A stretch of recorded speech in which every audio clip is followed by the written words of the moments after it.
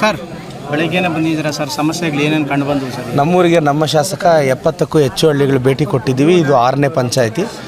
ಮಂಚನಹಳ್ಳಿಯಲ್ಲಿ 7 ಪಂಚಾಯಿತಿಯಲ್ಲಿ 2 ಮುಗಿದಿದೆ. ಇದು 3ನೇ ಪಂಚಾಯಿತಿ. ಮಿಣಕನಗುಪ್ಪುರ ಆಗಿದೆ. ಈಗ ಶ್ಯಾಂಪುರ್ಗೆ ಬಂದಿದ್ದೀವಿ. ಇದು 3ನೇ ಹಳ್ಳಿ. ಬೆಳಗ್ಗೆಯಿಂದ ಹಳ್ಳಿಗೆ ಹೋಗ್ತಿದ್ದೀವಿ. ಈ ಊರಲ್ಲಿ ಒಂದು ಐಮ್ಯಾಕ್ಸ್ ಲೈಟ್ ಕೇಳಿದ್ರು, ವಾಟರ್ ಫಿಲ್ಟರ್ ರೀಪ್ಲೇಸ್ಮೆಂಟ್ ಕೇಳಿದ್ರು.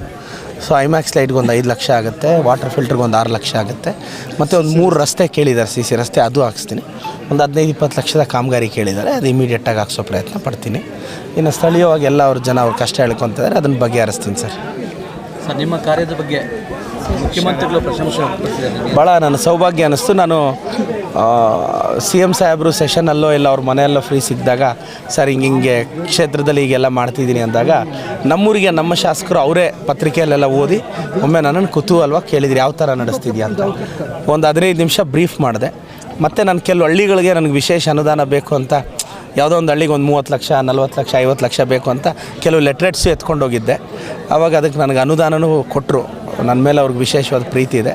ಸೊ ನನಗೂ ಭಾಳ ಖುಷಿ ಆಯಿತು. ಅವ್ರು ಟ್ವೀಟಲ್ಲಿ ನನ್ನ ಬಗ್ಗೆ ಅಭಿನಂದನೆ ಸಲ್ಲಿಸಿದ್ದಾರೆ. ಮತ್ತು ಇದೇ ಥರ ಮುಂದುವರಿಸು ಅಂತ ಹೇಳಿದ್ದಾರೆ. ಈಗ ನಾನು 2 ಊರಿಗೆ ವಾಲ್ಮೀಕಿ ಭವನ ಬೇಕು ಅಂತ ಕೇಳಿದ್ದೆ. ಈಗ ವಾಲ್ಮೀಕಿ ST ವೆಲ್ಫೇರ್ ಕೂಡ ಸಾಹೇಬ್ರ ಹತ್ರನೇ ಇದೆ, ಅದು ಇಮಿಡಿಯೇಟಾಗಿ ಗ್ರ್ಯಾಂಟ್ ಮಾಡಿದ್ದಾರೆ ನನಗೆ. ಸೊ ಅವ್ರ ಆಶೀರ್ವಾದ ಇದೇ ಥರ ಇರಬೇಕು ನಮ್ಮ ಮೇಲೆ.